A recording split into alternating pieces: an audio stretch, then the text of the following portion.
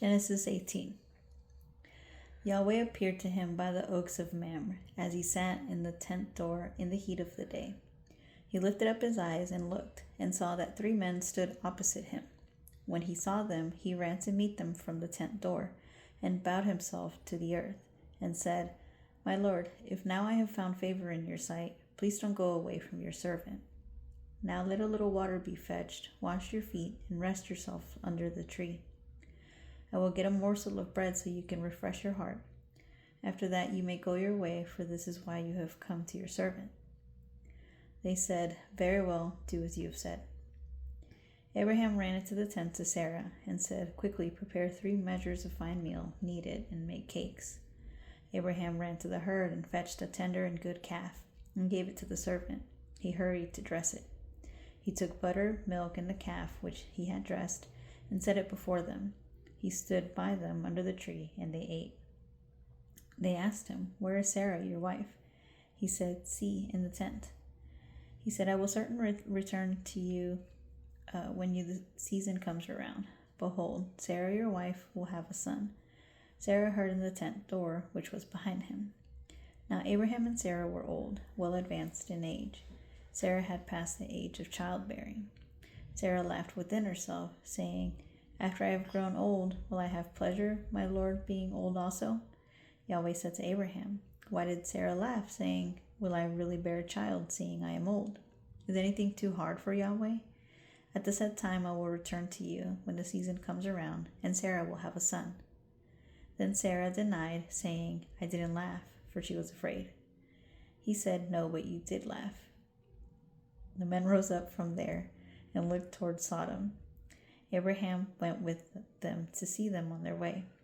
Yahweh said, "Will I hide from Abraham what I do, since Abraham will surely become a great and mighty nation, and all the nations of the earth will be blessed in him?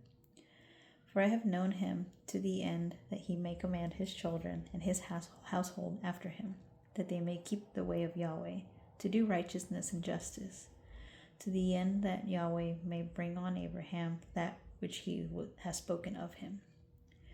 Yahweh said, "Because the cry of Sodom and Gomorrah is great, and because their sin is very grievous, I will go down now and see whether their deeds are as bad as the reports which have come to me. If not, I will know." The men turned from there and went toward Sodom, but Abraham stood yet before Yahweh. Abraham drew near and said, "Will you consume the righteous with the wicked?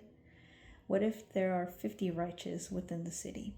Will you consume and not spare the place for the 50 righteous who are in it? Be it far from you to do things like that, to kill the righteous with the wicked, so that the righteous should be like the wicked. May that be far from you. Shouldn't the judge of all the earth do right?" Yahweh said, "If I find in Sodom 50 righteous within the city, then I will spare all the place for their sake." Abraham answered, "See now, I have taken it on myself to speak to the Lord, who am but dust and ashes. What if there will lack 5 of the 50 righteous? Will you destroy all the city for lack of 5? He said, "I will not destroy it, if I find 45 there." He spoke to him yet again and said, "What if there are 40 found there?" He said, "I will not do it for the 40's sake." He said, "Oh, don't let the Lord be angry, and I will speak. What if there are 30 found there?" He said, "I will not do it, if I find 30 there." He said, "See now, I have taken it on myself to speak to the Lord. What if there are 20 found there?" He said, "I will not destroy it for the 20's sake." He said, "Oh, don't let the Lord be angry, and I will speak just once more. What if 10 are found there?" He said, "I will not destroy for the 10's sake." Yahweh went his way as soon as he had finished communing with Abraham, and Abraham returned to his place.